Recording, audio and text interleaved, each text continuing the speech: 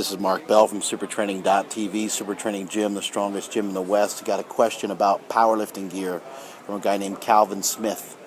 Calvin's a raw lifter, weighs about 170 to 185 pounds, and he wants to know how his gear is supposed to fit him.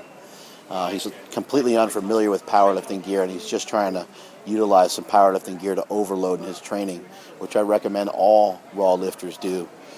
Even if it's only once a month, it's going to help you out a ton. Be able to overload your body like that. Think about a pair of briefs or even a squat suit that's not put up all the way. That's just a suit bottom. If you do your squats that way, it's only covering up a certain percentage of your body.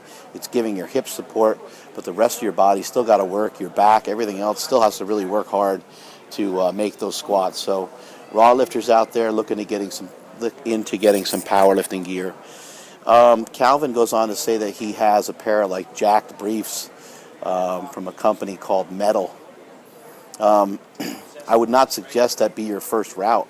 I would suggest that you go with something like from Inzer Advanced Designs. You can Google them, look them up. I think it's inzer.net or something like that. Can't remember the actual name of the website. But they have stretchier gear. They have single-ply gear is what you want to find. That's probably the best way to start, especially if you're trying to only get the overload for raw training. If you want to do a double-ply meet, that's a different story, and you'll have to kind of figure that out on your own a little bit. That's too much to get into right here. But the single-ply stuff, get something that's stretchy.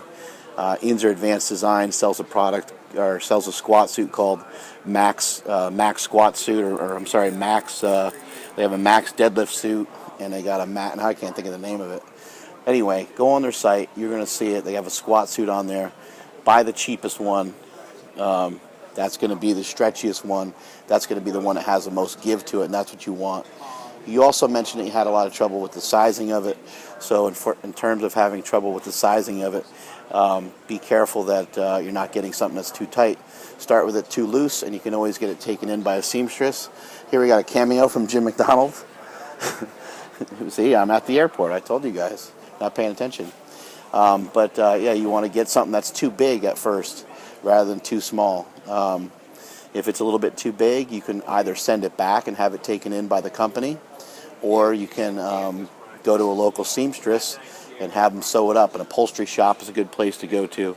But your gear shouldn't be super tight anyway. If you're new and you're only trying to get an overload, it could be fairly loose, and you could probably still get an extra 50 pounds out of it. So looking at getting a squat suit, I always recommend people get a squat suit rather than briefs, because a squat suit gives you more options. You can deadlift in it, both sumo and conventional, if the suit's big enough. You can do your squats in it, both with the straps up and with the straps down. So that's what you're going to want to do. In terms of the actual sizing, your best bet is to call the company, communicate with them, tell them that you're new and that you don't want something to give you a death grip on your legs. Another thing you need to do is you need to realize there's something that's called powerlifting fat. I would show you, but that would be kind of gross. When your leg gets squeezed and compressed by the powerlifting gear, it creates powerlifting fat. Even at 170 to 185 pounds, you're going to have powerlifting fat. And the gear will really pinch on that shit hard. It hurts like hell, and it leaves, you can kind of see there, got a little bruise, a little mark on my leg there. It leaves marks on your body, and it hurts at first. You do get used to it after a while. Those things are always so freaking loud. You ever notice that? Anyway, so in order to avoid that, in order to avoid the pinchiness, get yourself a pair of Under Armour shorts, Under Armour spandexy shorts. I call them slippery pants. I think they're just called Under Armour long. Some men are longer than others. Don't forget that.